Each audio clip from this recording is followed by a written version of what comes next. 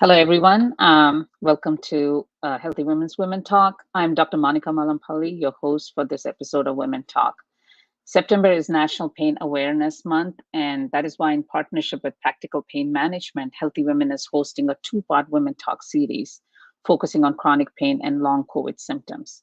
On Monday, September 26th, we aired part one of Women Talk on long COVID, and today is the part two on the same topic.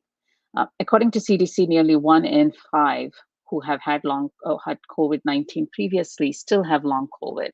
As we've entered the third year of living with COVID-19, we might feel like the pandemic is over, but we're continuing to see a rise in patients with long COVID symptoms and still continuing to learn more about this condition. Today on this program, we have two amazing patient advocates who are living with long COVID. Semhar Fahisa is Senior Administrator of Population Health at Weill Cornell Medicine and has a Master's Public Health from University of Texas Health Science Center. She has been very vocal about her experience of being diagnosed with long COVID. She currently lives in Brooklyn with a 10-year-old daughter and got married 2 weeks ago. Congratulations, Semhar. Cynthia Adnig is doing some amazing work on the national front by engaging with other like minded people to educate policymakers and accelerate research to transform our understanding of not only long COVID, but also post viral illnesses. She is very engaged with the health equity issues that affects the BIPOC community. So, with that, let's dive right in. I want to welcome you both. Cynthia, let's start off with you. What led you to become so passionate about just not long COVID, but also patient advocacy, which ties into your engagement with the MECFS community, which is the chronic fatigue syndrome community? Wow. Thanks for having me. Mhm. What really catalyzed me was those early days when long COVID. I got sick in the first wave and I was completely alone. And I experienced um, really pivotal, horrible moments that were a threat to my life as I tried to seek care for my long COVID symptoms. One of which was an incident where they threatened to have me arrested while I was attempting to get care when I had fluctuating oxygen and an extremely high heart rate. And I was also at that point a wheelchair user, and they still threatened to have me arrested for seeking care.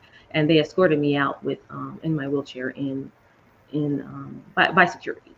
And it was at that time I realized that this is a far bigger than long COVID and far bigger than me. And I wanted to do something to help the women, especially women of color that came after me, to get access to care. And thankfully, it was right after the media picked up that story that MECFS advocates found me and helped me to learn how to manage my symptoms. And that is how I became part of the MECFS community, and that's how I learned to have MECFS. That's great, Cynthia. I mean, I'm so glad to hear that the MECFS community was there for you. Um, so let's somehow, you were living with long COVID, and somehow your story has also been featured on Healthy Women's Real Women, Real Stories. But can you briefly share your experience with what you went through to be diagnosed with long COVID and some of the biggest issues that you've been dealing with? Sure, absolutely. Thank you for having me, Monica. I was diagnosed with COVID in early 2021, around January. And it was around February that I started to experience some of these long haul symptoms. Um, but it was really a challenge. I think I had been to 7 or 8 doctors before I found one that really took me seriously. Everyone else before that kept asking if I had anxiety and if this was anxiety related symptoms that I was experiencing when I had presented to several ER settings as a result of severe, either chest pain or lethargy, losing mobility. Like Cynthia, I became a wheelchair user where I was previously a very active person, walking at least 2 hours a day and living a really active life with my daughter. And so to have that shift from my physical capabilities, from being able to run to now having to use a wheelchair and going into an ER with a wheelchair, was a significant concept for me to even wrap my head around. And then to present to healthcare providers who questioned if that was anxiety related was really disheartening. But I did eventually find a doctor who had seen other patients in similar situations, young, active, relatively mild COVID symptoms who were now presenting with long hauler symptoms to his office. And so I think that sort of being validated is what has helped me to start to move towards being, feeling better. Outside of that, really some of the challenges that I have been experiencing are internal, coming to terms with this new reality that I can't do the things that I used to be able to do, and that I have to calculate my energy every day. Can I take a shower and also go for a walk? Can I go outside in the heat? There are new triggers that I'm unearthing every single day as just as I'm living my life, and really living with this invisible disease that can be so debilitating, and feeling betrayed by my own body, you know, has really been the biggest sort of hurdle for me. I am in a better place physically, thankfully, from a year ago. But there are days when I'm in chronic pain, when I have pains that I can't really even identify. There are no labs that are identifying the causes of these symptoms. And yet I'm feeling them every single day. So it's really a daily battle. Yeah, somehow what you said is very powerful, feeling betrayed by your own body. Cynthia, Samar just said this is her new reality, new normal. And how are you adjusting to your new normal? Yeah, that is such a good question. Um, I struggled very hard at the beginning to adjust to this new normal of fluctuating symptoms, not knowing how much energy I'm going to have, not being able to parent. I was a very busy, active parent of a child prodigy, running two businesses, volunteering at multiple nonprofits, and to go from that to bedridden, or to have to gauge if I can make a walk to both the bathroom and get something to eat during the day is it was devastating. It was something that I thought that I wouldn't experience until I was 80 years old, and to have that happen overnight is really mentally difficult. Thankfully, I found online support groups, like the BIPOC group that I'm in, and like Kindred, and like other support groups on social media, where I could figure out what was happening and how to manage it. And that's also so integral when the MECFS community taught me about spoons and how to pace and rest, and I really was able to adjust more, and not be in such a dark this space of despair, mourning my past life, my past health. Yeah, so one common theme that I've heard from Monday and today is you actually both found doctors or supporters who actually believed in you and validated what you were going through. And I think that is so important for someone who's going through the same thing right now, is to not give up and actually find somebody who believes in them. Cynthia, let's come back to you and see what you have done since you've gotten better. You have tremendous interest in policy related work, especially related to long COVID. And you've been quite involved in the whole legislation process. So tell us a bit more about that, about your work. Yes, I got involved in the early days of when the Long COVID Alliance formed, and that's how I met the nonprofit. I saw them, and I was invited to tell my story to a member of Congress, and that's the Don Beyer team. And as they were drafting the COVID-19 Long Haulers Act. And we were able to ask them, hey, can we give our input on this legislation? We're living it. Can we tell you some things that we think should be added? And they said, yeah, sure. And so that's how I got involved in long COVID legislation. And then I've also been involved in when Treat Long COVID Act was drafted, the Care for Long COVID Act. Those are, with Ayanna Pressley and Tim Kaine's pieces of legislation around long COVID. So I have been involved in, and also the Centers of Excellence Act. I've been involved in each of those pieces of legislation that have been introduced to Congress, all of them. And I think it's important. It really, the first one was bipartisan. It was the first one with Don Beyer team that Jack Bergman was a co-sponsor, Republican co-sponsor. So there's even hope that we can get bipartisan legislation to come through. But our stories matter. Our stories and our lived experience matter, and that's why I do this work with advocacy. That's great. So that, shows that I think, again, women need to speak up and talk about the lived experiences. And somehow, let me just bring you in here too, and just, you're in the health field, and have you been very outspoken with your colleagues and friends about your experience? Yes, absolutely. I would hate for anyone to experience what I experienced, and understanding that I was, I think in the second or third wave of COVID infections that then converted to long haul. So I know that there wasn't a lot of knowledge about long COVID in the healthcare community. But at every opportunity, I am talking to people. There are people that reach out to me and say, these are the symptoms that I'm experiencing. I had long COVID. I heard your story. I had COVID recently. Do you think this is long COVID, and what should I do? And I'm happy to be able to share my experience and encourage self-advocacy. Don't take no for an answer. Ask for all the labs, ask for all the tests, because we are in a position to have to do that.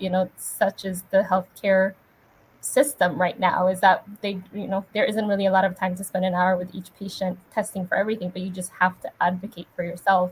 I think it's really important for me to share my story, because there are so many people living with it right now that may not really understand what's going on.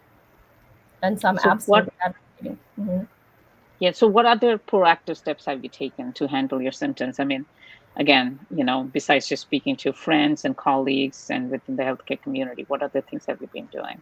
Yes, I think once I understood that, again, this was my new normal, I started to pay attention to my body. And contrary to what I would have done before of pushing through my symptoms, I'm really listening to my body and taking it easy and resting in between. I think we're driven to just keep going and keep moving forward. I'll get better eventually. And that doesn't really work with long COVID. That actually causes a regression. And so I'm listening to my body. I'm paying attention to the triggers, things that I would have thought were just, normal one-off symptoms. I'm now tracking, so that every time I go to the doctor, I say, these are the new things I've experienced in the last 3 months. Is this something that you've seen with other long COVID patients as well? And I'm learning to manage them. I'm learning to understand my new limitations, and trying to create a life within that, so that it doesn't really take away my ability to live and thrive. I am participating in research. I have signed up for a number of studies, because I think it's important, if not for me, for someone else to understand what predisposing conditions that they may have had, and how they can better manage it moving forward. So any sort of opportunity that comes up to participate, sign me up. It doesn't take that much time or effort for me to do it. I joined a social media support group early on. It's a group on Facebook called Survivor Corps, where I've gotten so much information that I've been able to take to my healthcare provider and ask, do you think this is appropriate for me? Symptoms that I didn't think were related to long COVID that I found from that group, or just people to commiserate and then say, what, this really sucks. We're all going through this, but at least we're going through it together. And so those are some of the steps that are really helping me to mentally feel so much better about what I'm going through, as well as physically. That's great. Cynthia, do you want to add to this? What you've been doing to handle your symptoms? Yeah. As I was saying before, MECFS advocates, they've been the two influential ones that have been sick for 30 years apiece.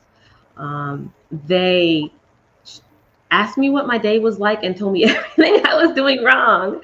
And I thought that I had cut back on my super busy schedule. Like, I am resting. This is resting. They're like, no, this isn't resting. And so, all the reading that I was doing, like all the light reading of legislation and research, and even painting with my son triggered me to an ER visit. And I didn't know that was the trigger, because it's just 30 minutes of painting. I was like, there's no way that could have done it. But they were like, yeah, that's too much. You're still too early. You need to really map out every timely expenditure. The second you step out of bed, and mental exertion matters. So even if you're sitting in bed, if you're over reading like 700 pages of legislation, you're not resting. Your brain needs to rest too. And so that was the catalyst that really helped me stop being in the ER so much from overexertion and triggering and flaring my symptoms and sending me into dehydration and extreme fatigue. And so and different pain. And they gave me words. So they gave me words to my symptoms. So I would be able to describe symptoms to them. And they're like, oh, yeah, that's multiple chemical sensitivity. Or I would describe another one. They're like, oh, yeah, that's intermittent paralysis. I was like, these have names. And so that they were able to understand what I was describing and tell me the names, I could then go to my doctor and say, hey, I'm experiencing these very specific names. And then my doctor could point me in the right direction of the specialist. Without that, I would have never been able to tell my doctor some of the things that I was experiencing, like the shooting pains and the numbness and tingling in my hands and feet. Those kind of things, they're very hard to explain. They're very vague. And those with lived experience know, like, yeah, that's a small fiber neuropathy. You should go see a neurologist. So, oh my goodness, yeah. So yeah, it was really instrumental. That's so critical what you said. Language matters, and how do you present yourself to the doctors? It's interesting what you just said about sensory overload, even painting. Got you to the ER because somehow you said something like that to me. It was a trip you made into the mountains. Right. Do you want to just very briefly mention that? Sure. Yeah. The first time I found out that altitude is a trigger for me was I was on a drive up, and it wasn't even a high mountain. But as we went up in altitude, I think I experienced what I just learned something from you, Cynthia, intermittent paralysis, where my body just shut down because I couldn't handle that new altitude. And so then that taught me that, flying is going to be a challenge for me. So absolutely. It's amazing. All right. So one positive thing that COVID or long COVID has put focus back on is on chronic pain, because there's some symptoms that are so overlap, especially the myalgias and the neuralgia. So I ask this question of both of you. Where would you like to be in 5 years when it comes to long COVID? But let's also just say chronic pain. How long COVID has brought focus to chronic pain. And what do you see with doctors or just the public view of this disorder? Somehow you want to go first? Sure. I mean, I think in my ideal world in 5 years, there would be a way to diagnose long COVID faster. If a patient presents and they check off certain boxes of symptoms, because the symptoms are so varied in different people, but there are some core symptoms that are similar in everyone, a faster way to diagnose so that people can jump into action towards managing them quicker, and really just an empathy, a validation of people that are presenting with these sort of invisible illnesses, those that you can't really see, that may not present on labs, but chronic fatigue syndrome and other chronic illnesses that are really debilitating and they make it really challenging to live any sort of a functioning and fulfilling life. A validation, empathy, not just rest or exercise, but really understanding what people are explaining. I think having an open mind to what people are saying that they're experiencing. And I think better research, help us understand how we can manage it and how we can even avoid these triggers. And hopefully less people will be infected with COVID, because without COVID, you can't get long COVID. So better, yeah. That would be my ideal world. Okay. How about you, Cynthia? Well, actually, I am working with a few patient organizations like SALME and ME Action to develop a long COVID diagnostics testing, group of testing. I think we're at a point now with the research, from what I've read and what I've experienced, because I'm constantly talking to patients all the time since the very beginning. I think we're at a space where we know the key the key illnesses that connect the vast majority of those who have long COVID, and what that looks like, that we should be able to put together just maybe like 4 sets of tests to create an actual diagnostic system so that we can get people diagnosed faster, access to care faster. Because anything that I've learned being in the first wave is the sooner you get care, the sooner you can recover fully and not have other things happen further down that you develop as a subset of the viral persistence and the other inflammation in your body and your immune system having issues with itself. So yes, I'm working on that as a solution. I do see us having a cure. In the next 5 years, just from Right. what I've seen happen with the technology, mRNA vaccine really pushed what we could do in targeting certain genes now with CRISPR-Cas9 and gene editing, and just that we have so many eyes on long COVID and chronic illness for the first time, especially the invisible illnesses. We have way more intelligent, like bright, amazing people looking at this than ever before. And I think we're going to see some results way faster than we ever could have expected. And I'm actually excited. And I work with a lot of those researchers that are trying to do just that. Yeah, I hope so too. And more importantly, I hope, patients are believed, whether there are a lot of people with long COVID and people living with chronic pain. Let's now move on to our Q&A session. Let's see, it looks like we have some questions here from our audience. All right. If I was asymptomatic but still had COVID, can I still become a long hauler? Cynthia, you want to take that one? Absolutely, absolutely. I had very mild COVID the first time, and it was like sniffles, 2 days. Never had a fever, never had a cough. There's actually nothing wrong with my lungs. Asymptomatic COVID and even asymptomatic trigger into ME/CFS has been recorded for dozens of years, and so it's not a new phenomenon to develop a post-viral chronic illness without having the symptoms of the actual virus.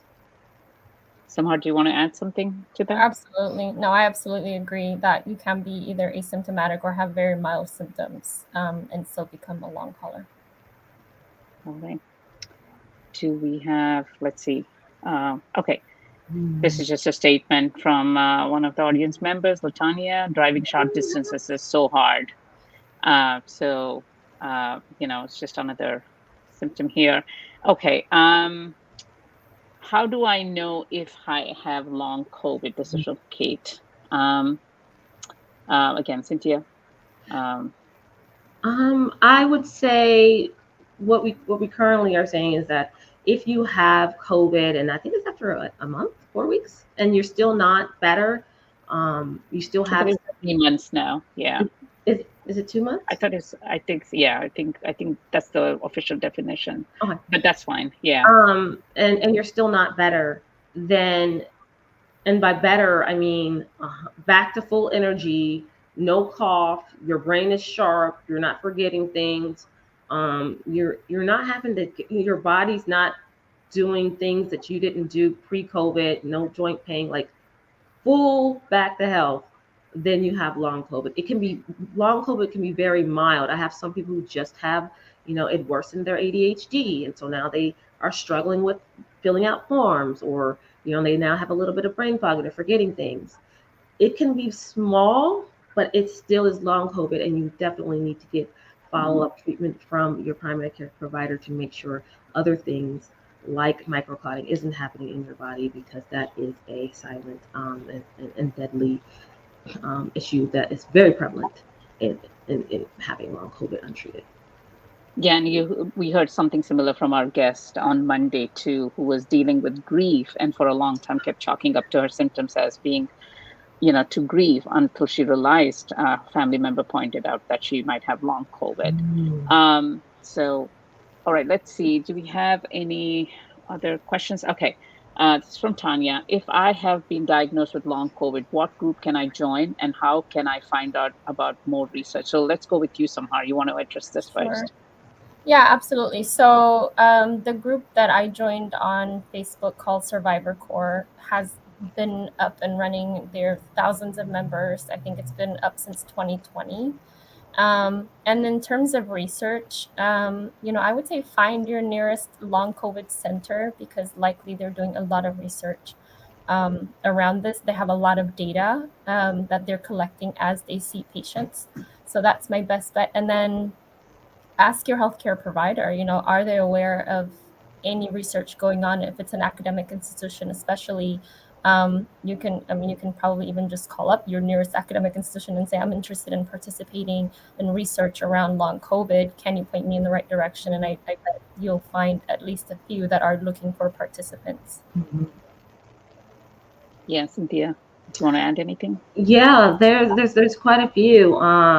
There's this community called Kindred, where it connects to where you have the opportunity to connect to your data, and and it will automatically enroll you if you choose into studies to use your data without you having to do the work as a person that's recovering. And they have something called a Listen Study happening right now.